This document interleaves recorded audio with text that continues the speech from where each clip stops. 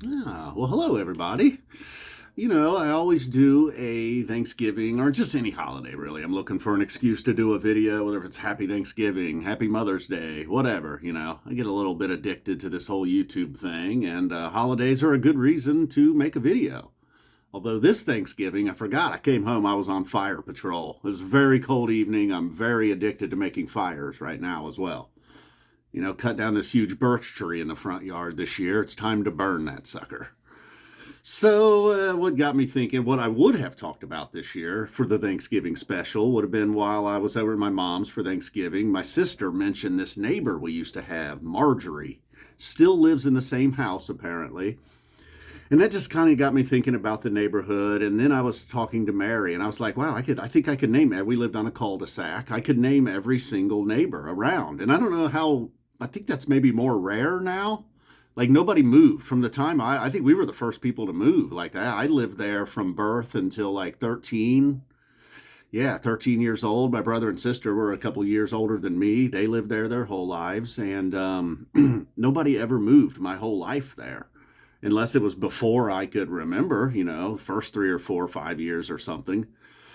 But so then, like each neighbor I mean, maybe this is boring. I don't know. Maybe it was only interesting to me. But Marjorie was the very first house on the street, and she was the absolute worst neighbor. Just like stereotypical stuff. She seemed like an old, evil lady at the time, and she's probably only like 45 or 50 or something. But she just seems so mean all the time. Like just simple stuff, hitting the ball in her yard. That's one of the stories I told Mary. It was oftentimes a ball would end up in her yard, and we'd jump over her fence to get the ball. Seemed harmless to us as kids. And she came out there screaming one time that I was tearing up her fence. I went and got my aluminum baseball bat and just started beating on her fence. I'm like, this is tearing up your fence. I was probably like 9 years old, so I wasn't doing a lot of damage. And she would always insist we go to the gate. But right by the gate, she had a very intimidating German Shepherd, like chained up all the time. So you didn't want to go over near that stupid dog. You just wanted to get your ball and get out. So we had all kinds of problems with her. I remember one time I like threw eggs at her air conditioner. I wasn't the best neighbor either. So I'm, probably again 7, 8, 10 years old, something. So I throw eggs at her window air conditioner and then just go on about my day, take off on the bike or whatever. I think it's how I started my morning. Some people eat eggs. I throw them at Marjorie's air conditioner. Well, at some point later on, I come home and the police are talking to my brother, and he took the fall for it. He still, nothing happened. I don't know. They just maybe wrote his name down and gave him a warning or something. He was also 12 or 13. Maybe got yelled at by my parents or something. I was kind of the golden child. So my mom was like, no way, Kevin did not do this.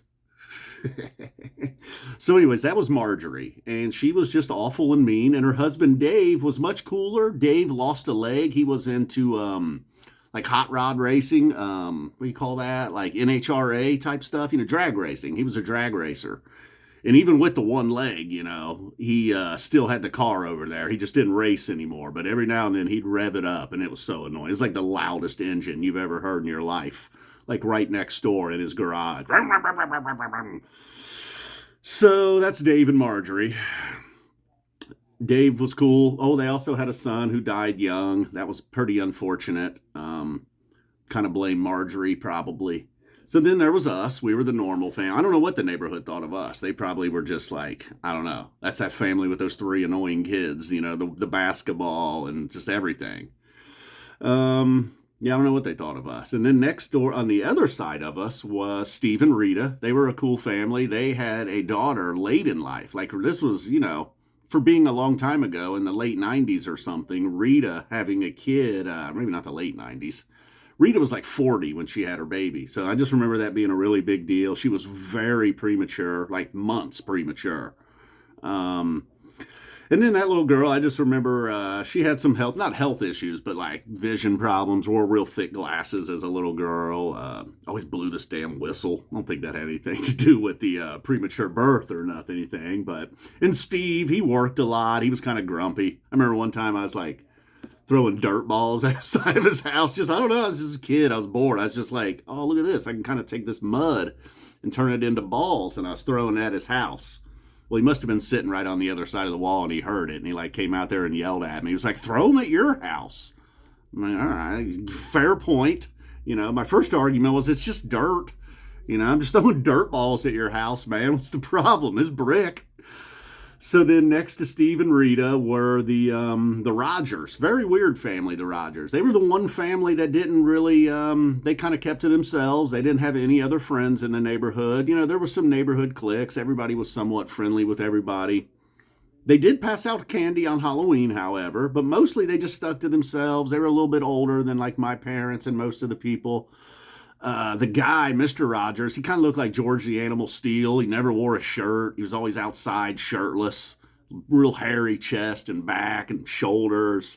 He wore like kind of tinted glasses a lot. He was cool, bald. He looked like George the Animal Steel. And then Mrs. Rogers, I don't remember, she didn't come, I don't remember her a whole well. And then next to them was the Mannings. They were also an older couple. In fact, they had kids about my parents' age, and then a grandkid around my age. He would occasionally come over, go over there, play some Nintendo and stuff. But the Mannings were cool. The Mannings had the biggest backyard. Sometimes when the nephew was there, you get to play baseball in their backyard. Always wanted him to come over. That way you could use their yard for the baseball games. They had a nice backyard, led right to the woods like all of us. Everybody had woods behind their house. That was mainly my stomping grounds, those woods. All cleared out now. A couple years ago, they went and cleared it all out, cut it all down, but then did nothing. And now it's just regrowing. I don't know. I think they were going to put something there. It'll be a data center. No, they wasn't that big of woods. So then next to the Mannings were the Jacksons. We're going to get to the interesting people. Trust me. Here after the Jacksons, it starts to get a little more interesting if I've lost you. Probably lost you already. The Jacksons were very Christian, devout Christians for sure. In fact, Greg, he went on to be a preacher in some small town, like out near Indiana-Ohio border. Like nobody lived there. Now, apparently it's a pretty big church. Seems like everybody in that entire county goes to his church. Like when he started there was like 10 people. Now they have hundreds. People love him. He was a really good guy, good kids. Andrew Jackson, their son. And then next to them was Big Mike. Now, Big Mike had younger, they divorced. Him and his wife divorced. We were friends with the kids. He had 2 daughters about my age. I had a scar on my face most of my life from one of the girls. She clawed my face one time. I don't know. I was chasing her or something. And she just stopped and turned and clawed me. Clawed me. And I had a tetanus shot, though, so I was okay. So then Big Mike just continued to get bigger and bigger and bigger. I mean, I'm talking 400 or 500 pounds probably. Never, ever left the house, never cleaned. Couldn't even wipe his own ass. So you could smell his house from the street. I mean, I've talked about Big Mike before on live streams. One time a friend of mine was over, and Big Mike this was later in life, believe it or not, me and my brother lived in a house near this street. Well, anyways, Big Mike was like, hey, can you help me get rid of this chair? And I refused to help. I'm like, I'm not going over there. I don't want to get sick. I don't know what you'll get. Well, my friend Scott kind of felt bad that I wasn't helping my brother. So he went over there to help. He did not make it. He didn't make it to the door. He started smelling it. I'm telling you, this was the worst smell ever. Just imagine a guy didn't clean his house for 20 years. Bathrooms, nothing. Himself. Super good dude. Just lived so unhealthy. Have pizza delivered to him. The pizza guys would bring it directly into the house. He couldn't even get off of the couch. But again, a good dude, Big Mike. You'd hear him screaming. He didn't have air conditioning, so his windows were always open. And that also probably didn't help the smell. And you'd hear him screaming about the Reds a lot of times. Big Reds fan. And then next to him was Mr. Gardner. We called him a pervert, but really predator was probably a better way of describing him. He spent some time in the clink. My sister and her friend Julie, maybe around 10 to 12 years old, playing in Julie's backyard. Mr. Gardner came out nude and showed them the goods. He claimed it was unintentional. He didn't know. Private property, was walking out in his backyard, but the girls were like, no, he knew. He was showing us the goods purposely. And I don't know what he was thinking, because my sister and her friend just immediately told our parents, when they got home from work, or I think that was the situation. Summertime day, parents are work. I don't know what he was thinking. Did he think oh, these little 11-year-old girls are going to be hot for me? They're going to want this D. No, they were freaked out and immediately told on him and had to go to court and everything. I remember my sister having to go to court. She was not supposed to say dick in court, but she said dick in court. I remember that being a big deal. And then, yeah, he went away for a little while. Came back, his truck, he had like a trucking business or something. I noticed the truck was gone. He no longer had the trucking business. So damaged his reputation, his business, went to jail for a little while. That's what you get when you show your PP to a couple little girls. Don't do that. And then next to him was Eddie Howard, which was very uncomfortable because that was one of the girls who was assaulted, I guess you would say. So Eddie never really let it go. There was constant feuding between Eddie and the perv, the predator. And Eddie was also, he was sort of like an Uncle Rico character. Like whenever we'd be playing sports as kids, he would want to get involved and always wanted to let us know that how good he was in high school. I remember one time playing some wiffle ball. He like snuck up behind me and like grabbed my bat like right when I was getting ready to swing. It's pretty funny. I don't know. Eddie was one of those guys. Just picture Uncle Rico. That was Eddie Howard. He was younger than most parents in the hood, and again, super, super tan guy. He was like a tree guy, too. He worked in the tree business, so he was just outside all day long doing tree stuff. Super tan. Had a lot of wood himself. I respect that. I got a small fence line of wood. He had his entire backyard lined with firewood. The tree guy, always fighting with the predator. Then next to him, we called him the vigilante. The guy kind of looked like Charles Bronson. He had way too many cars, like in his front yard, the driveway, the backyard. One time we inquired about one of the cars. He was like, I don't have the keys. So then we were like, are these cars stolen? What the hell's going on over here? So we do think he was stealing cars and just hoarding them in his yard, apparently. Looked a lot like Charles Bronson during the vigilante era. Next to the vigilante was the Smiths. Again, another pretty cool family. The daughter ended up being a teacher. I had her as a teacher briefly. The public schools in this area. They had a son. I didn't really know the parents. I just knew the son and the daughter, and they were older than me. Where the son would always try to rip me off in baseball card deals. One of those older kids, like try to.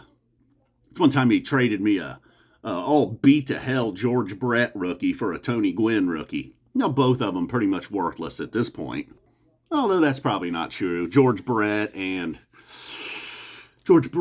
think a May 15th birthday, George Brett, and also Tony Gwynn, Hall of Famer. Maybe those cards are about equal value today, $10 maybe.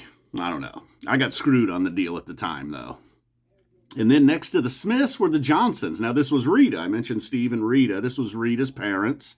They did a lot of babysitting. They always gave out good candy on Halloween. But again, they were much older, mostly minded to themselves. Didn't see a lot from them. Retired. I don't know. Usually a neighbor cut their yard. And then next to the Johnsons, was there another house or was it the Marlos? I think we went from the Johnsons to the Marlos. Another lady. I didn't really get along with Brenda real well. I think one time she was like supposed to babysit me and it didn't go well and I just left and she was like, fine, leave. I don't really want to watch you anyhow. So just a real responsible, mature adult, you know, the kind that would argue with a 10-year-old and then just let him leave. I don't know. She wasn't cool. Her husband was cool, though. Always felt like her husband was miserable. Decent enough kids. I tried to be Facebook friends with one of the kids. Turns out she was just some nosy bitch these days. She didn't really be interested in being friends anymore. She just wanted a few details on a few things. And then was outsky. That's damn fake Facebook friends. You know, I thought, hey, there's a kid from the neighborhood. Nah, nosy bitch. Don't worry about that stuff. And then next to the Marlos were the Josephs. Now, that was a bit of a family that we feuded with. In fact, Chris Joseph, their son, a little bit too old probably to be living at home. He was always working on his old Camaro, always doing burnouts in the street, arguing with his wife. He was an alcoholic. And I remember one time he was working on his stupid car, and my dad was like, damn, Chris, I almost didn't recognize you without that Budweiser hat on. He like come running across the street like he was going to fight or something. He sucked. They had a cool dog. Basically, the dog spent more time with us than it did them. I imagine that loser Chris just beat on the dog. And then next to them was Lowell and Marie. Now, I never knew this, but I ended up almost being co-workers with Lowell. He worked at a place for like 20 years, and then I went there shortly after he left. I never knew that. Lowell and Marie could not have been any opposite, he and his wife. Lowell was like this blue-collar guy, got up every day, put on his dicky pants and his white t-shirt, and that's all he ever wore. And he went to work, and then he would come home from work, and he'd work in the yard, he'd work on his car, he'd just do anything but go inside and be around Marie. While Marie was inside, like putting on makeup, doing her nails. I think she had an indoor like an in-home tanning bed, always buying new clothes, just very different people. And again, similar to Brenda and Ernie and Dave and Marjorie, it just seemed like maybe they didn't really love each other all that much from what I observed as a kid and now looking back at it as an adult. And yeah, I guess that concludes the neighborhood video. I don't know. How was that? Happy Thanksgiving, happy holidays, happy sphere ticket buying. Boom. Thank you. Goodbye.